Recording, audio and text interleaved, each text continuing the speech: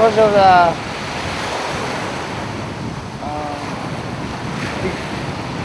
of the funding problem that stopped the equipment coming.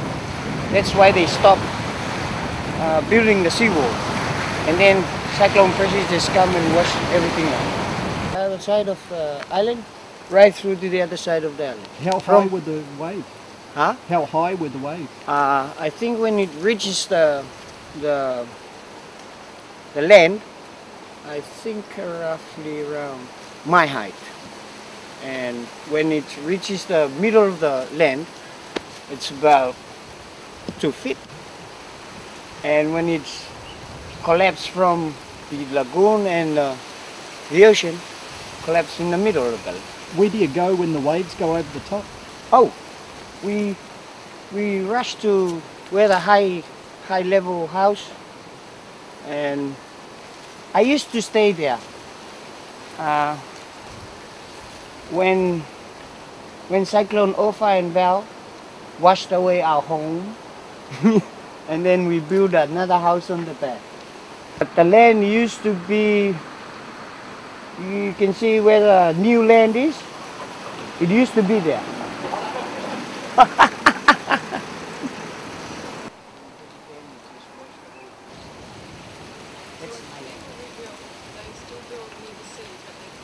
Yeah.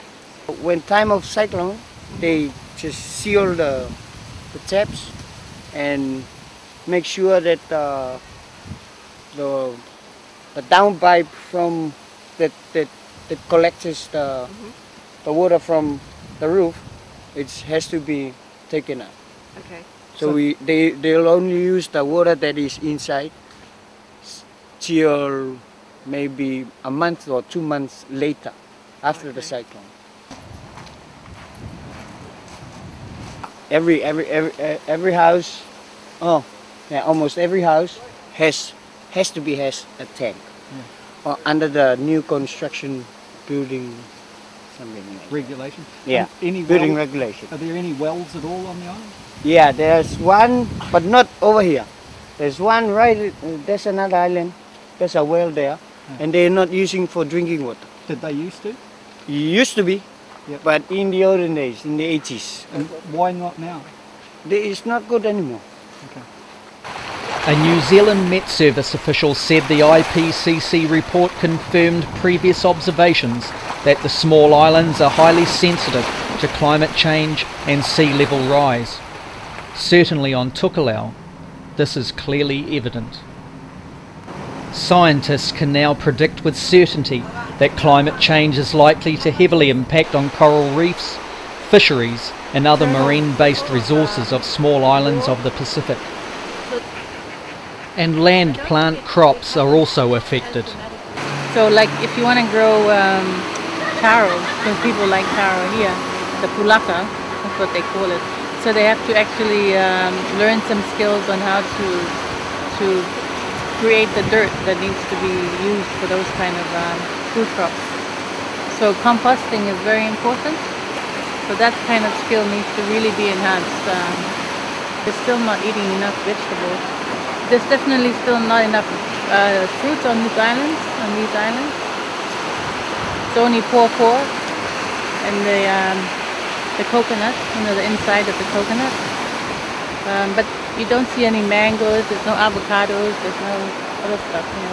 So I think all these things can grow here, but it's just a matter of getting the people used to growing these things and eating them.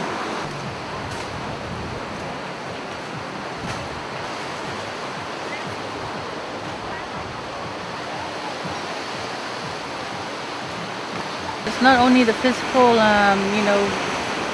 hazards to do with natural disasters, but also the threat for on food security and issues like that. If there's changing climate with drought and stuff like that. This is Nukunono St. Joseph Hospital, with a population of slightly below 400 people here, and we have 12 beds capacity here, and apart from that we have inpatient, outpatient, we have a dental department, a theater, X-ray room. Type of patient we see here, normally in infective cases, we hardly have any infective, like diarrhea, respiratory cases, flu, secondary infection from flu. Otherwise, our main problem here, as I can see, in the whole of Tokelau is NCDs, non-communicable diseases, which is hypertension, diabetes. We have gout, which has been rising for the past 10 years. The change of this is all due from lifestyle diseases. So is the diabetes, for example, and the gout due to more Western food being consumed? Yes, exactly. More different type of food. We're eating a lot of sugar, too much sugar here in Tokelau. Physical exercise. Our physical activity has become lesser and lesser, particularly in women, because of the way the type of work they do, domestic work and weaving. And other factors like smoking, alcohol plays, and diet plays a big part. Not only from the food security side, but from the health side, people need to eat more vegetables. So, yes. Traditionally, people haven't grown very many vegetables? No, they never do. I mean, today's lunch, if you saw it, was mainly composed of marine foods, and the only vegetable I saw on there were the fern. You know, that fern, the greeny sort of cabbage-like vegetable we had on there. They used to have a lot of what we used to call laupele, but now I hardly see that around either. And that was very rich in protein. But they've stopped growing it. I haven't seen it here for years. And I've been coming here for quite a number of years, over 10 years now. Every year I come. I noticed quite a few of the men smoke. What's the best way of trying to minimise the effects? Well, at the moment we have proposed, the Department of Health had proposed to the 3 Taupulenga a policy whereby we try and fight against smoking. Like initially about no smoking in public places, proposal about raising the price of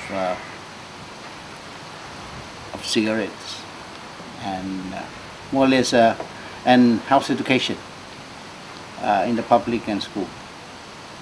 Possibly that will be fighting against those things. Smoking and alcohol, they'll be done at the same time. Is one of the ways to try and get the leaders themselves on the islands to actually give up smoking? Yeah, exactly. I think in just like any other health program, you know, leadership commitment is very much required. You need role models for leaders to be committed, and that'll be, I think, would be a very effective way of promoting programs. Do you smoke yourself? Oh yeah, I smoke. You got me there. When will you give up? We're hoping that during campaign, most of us, politicians and the top officials, government will give up smoking. But we need, you know, there are two ways of getting: stopping smokers from smoking, and never to smoke. So we have to cease smoking program. We have to provide nicotine patches and things like counseling because of the withdrawal symptoms. It's difficult just to tell people to finish. How do you see the near future in the next 5 years shaping?